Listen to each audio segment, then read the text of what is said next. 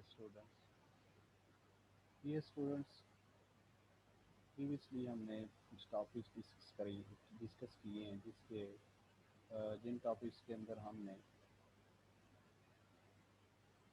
Wave equations find out किए हैं for electric and magnetic field. उसके बाद हमने कुछ physical interpretation of Maxwell equation discuss किया। तो उन टॉपिक्स के रिलेटेड एक सिमिलर टॉपिक है। That topic is Maxwell equations for scalar and vector potential. तो यहाँ पे हम मैक्सवेल इक्वेशन जो है for scalar and vector potential उनको कैसे ड्राइव करते हैं और स्केलर एंड वेक्टर पोटेंशियल क्या होता है इसको हम स्टडी करेंगे। Dear students, first of all what is scalar potential. हम जानते हैं बेसिकली कि जो स्केलर क्वांटिटीज़ होती हैं ऐसी क्वांटिटीज़ जो कि ओनली डिपेंड करती हैं मैग्नीट्यूड के ऊपर, नॉट ऑन डायरेक्शन। इसका मतलब अगर हम स्केलर पोटेंशियल की बात करें तो स्केलर पोटेंशियल इस टाइप का पोटेंशियल होगा कि जस्ट जो कि डिपेंड करेगा ओनली पोजीशन के ऊपर, ठीक है, नॉट ऑन देयर डायरेक्शन। और इसकी जो सिंपल एग्जांपल है स्केलर पोटेंशियल की वो ये है कि जो पोटेंशियल एनर्जी है, आप समटाइम ये भी कह सकते हैं कि potential energy due to gravity वो डिपेंड करती है ओनली द पोजीशन। और इसकी एक ये एग्जांपल है कि अगर कोई भी पार्टिकल की हमने पोजीशंस या स्केलर पोटेंशियल फाइंड आउट करना है तो हम क्या करेंगे कि उस पार्टिकल की दो डायरेक्शन के ऊपर, दो पॉइंट के ऊपर कितनी पोटेंशियल एनर्जी होगी उसको हम स्केलर पोटेंशियल का नाम देंगे, या दो पॉइंट्स के दरमियान कितना पोटेंशियल होगा उसको स्केलर पोटेंशियल का नाम देंगे। तो सिमिलरली जो स्केलर पोटेंशियल है बीइंग अ स्केलर क्वांटिटी, तो इसका हम जो है वो कर्ल बेसिकली एक स्केलर क्वांटिटी है, तो उस कर्ल की वजह से इसको हम डिफाइन करेंगे। और जो स्केलर पोटेंशियल का कर्ल होगा वो इसी फील्ड के अंदर पाया जाएगा, वेक्टर फील्ड है, स्केलर फील्ड के अंदर। इस तरह जो हमारे पास वेक्टर पोटेंशियल होता है ऐसा पोटेंशियल जो कि बहुत मैग्नीट्यूड एंड डायरेक्शन के ऊपर डिपेंड करता है। लाइक जिस तरह हमारा मैग्नेट फील्ड है, और हम मैग्नेट फील्ड ये भी जानते हैं कि B is equal to del cross A के इक्वल होता है, sorry B is equal to del dot A, magnetic field जिसको हम फाइंड आउट करते हैं। तो ये हमारे पास मैग्नेटिक फील्ड की इस तरह की, सॉरी डेल क्रॉस ए की इक्वल होता है। तो ये हमें मैग्नीट्यूड भी बताता है और डायरेक्शन भी बताता है। तो हमारे पास वेक्टर पोटेंशियल जो है बेसिकली इस तरह डिफाइन किया जाएगा। बाकी इसकी और भी बहुत सारी एग्जांपल हैं। तो let us start the topic. हमारे पास four set of Maxwell equation है। First equation that is del dot D is equal to rho. हम इसको बेसिकली फ्री स्पेस में भी डिस्कस करते हैं, लाइक एब्सोल्यूट परमिटिविटी जो होती है एप्सिलॉन नॉट। तो सम टाइम हम del dot D is equal to rho और एप्सिलॉन नॉट भी लिख सकते हैं। तो इस तरह भी लिखते हैं तो ये करेक्ट है। बेसिकली ये इक्वेशन जो है वो रिलेट करती है गाउस लॉ, जो कि डिफाइन करता है कि किसी भी सरफेस एरिया से जब मैग्नेट इलेक्ट्रिक फील्ड लाइन पास करती है तो जो फ्लक्स जनरेट होता है वो इक्वल टू होता है total charge of the surface. तो बेसिकली ये सरफेस चार्ज डेंसिटी रो जो है हमारे पास यहाँ पे गिवन है। सेकेंडली हमारे पास del dot B is equal to zero. इसका मतलब है कि हमारे पास कोई भी मैग्नेट है, अगर हम उसको जितना मर्जी स्मॉल कर दें छोटे छोटे पीसेस के अंदर तो वो ऑटोमेटिकली अपने पोल्स जनरेट कर लेगा। तो इस मीन के उसका सिंगल जो पोल होगा वो नहीं हो सकता। तो ये no magnetic monopole exist, second equation का मतलब है। Third equation basically del cross E that is equal to minus partial B over partial D. Change in magnetic field is equal to change in electric field electromagnetic induction by Faraday law. तो ये हमारे पास है। Third हम आपके पास जो है that is negative sign depend the nature of induced current, आप कह सकते हैं always oppose the cause which produce. तो नेगेटिव साइन इस वजह से हम यहाँ पे लिखते हैं। फोर्थ हमारे पास है del cross H that is equal J plus partial D और पार्शियल डी। तो जो फोर्थ इक्वेशन है, तो बेसिकली ये एम्पेयर लॉ है, एम्पेरियन करंट यहाँ पे जे है, ये करंट डेंसिटी हमारे पास है, ठीक है। इसके अंदर हम इस फोर्थ जो इक्वेशन है इसको कैसे मैक्सवेल ने फिक्स किया एम्पेयर्स लॉ को, तो ये मैं एक नेक्स्ट लेक्चर बनाऊंगा इसके ऊपर। बेसिकली एक्चुअल जो फोर इक्वेशन है मैक्सवेल फोर्थ इक्वेशन ये कैसे है और इसकी एक्चुअल जो है वो रिप्रेजेंटेशन क्या है, तो ये मैं बाद में एक लेक्चर यहाँ पे अपलोड कर दूँगा। तो आइए टॉपिक की तरफ, Maxwell equation for vector potential. तो वेक्टर पोटेंशियल हमारे पास ए जो है हमने कंसीडर कर लेते हैं कि हमारे पास जो स्केलर पोटेंशियल है वो पाई है एंड वेक्टर पोटेंशियल ए। तो फर्स्ट ऑफ ऑल हम वेक्टर पोटेंशियल ए के लिए जो मैक्सवेल इक्वेशन फाइंड आउट करते हैं। हमारे पास जो मैक्सवेल फोर्थ इक्वेशन है that is given as del cross H that is equal to J plus partial D over partial T. हम जानते हैं कि हमारे पास जो डी होता है वो म्यू एच के इक्वल होता है। हमने प्रीवियसली ये रिलेशन पढ़ा है, ये भी रिलेशन हमने पढ़ा कि D is equal to epsilon E. तो यहाँ से हम सब्स्टिट्यूशन करेंगे इस इक्वेशन के अंदर, तो डी की जगह पे एप्सिलॉन ई पुट कर देंगे और एच की जगह पे जो है हम बी ओवर म्यू यहाँ से निकाल के इधर पुट कर देंगे।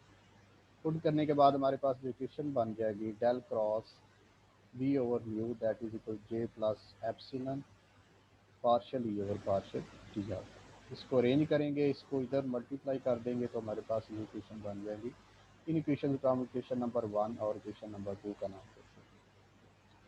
अब हमारे पास जो मैक्सवेल सेकंड इक्वेशन है वो है जी del dot B that is equal to 0।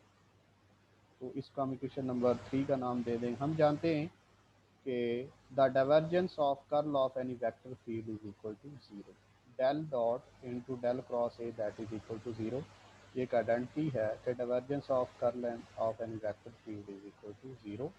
तो हम इन दोनों इक्वेशन को 3 एंड 4 जो इक्वेशन है इसकी चूँकि लेफ्ट हैंड साइड और राइट हैंड साइड इक्वल है तो लेफ्ट की साइड इक्वल होगी, तो हम इनको कंपेयर करेंगे तो हमारे पास जो नेक्स्ट रिलेशन बन जाएगा वो ये बन जाएगा del dot B that is equal to del dot into del cross. यहाँ से ये हम कर देंगे, कुछ कैंसिल आउट हो जाएंगी, तो B is equal to del cross A के इक्वल आ जाएगा। अब इसी को वैल्यू को हम पुट कर देंगे इक्वेशन नंबर 2 के अंदर, तो del cross into del cross A that is equal to mu J plus mu epsilon partial E over partial T. इसको हम इक्वेशन नंबर 5 का नाम देंगे। No from Maxwell three equation, जो हमारे पास मैक्सवेल थर्ड इक्वेशन है del cross E that is equal to minus partial B over partial T and del cross E that is equal to minus partial over partial T.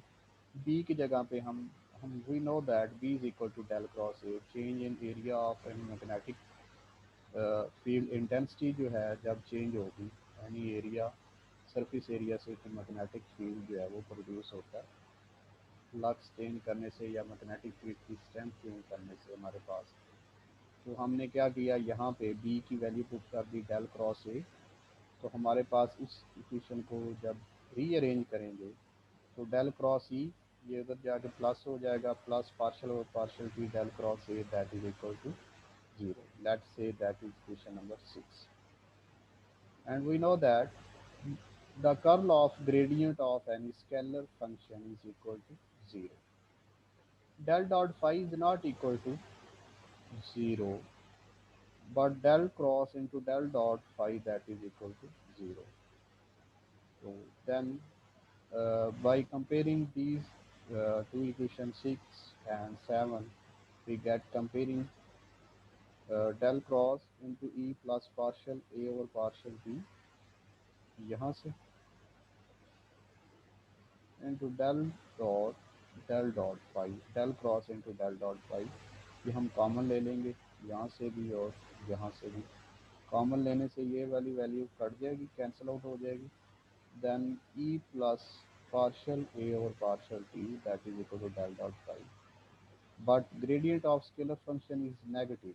We know that as हम ये भी जानते हैं कि जो हमारे पास electric field intensity होती है negative gradient of scalar potential होती है, तो इसी तरह हम यहाँ पे नेगेटिव लगा देंगे स्केलर पोटेंशियल का।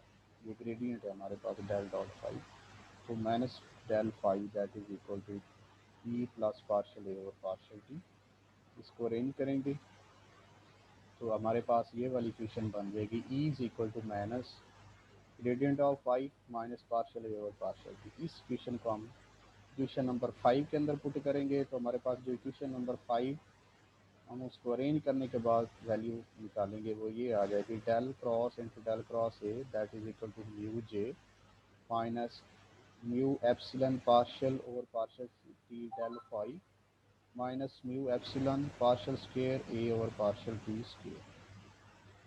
तो इसको हम इक्वेशन नंबर 8 का नाम देते हैं। And we know that the curl of A is equal to gradient of divergence of A minus del square A।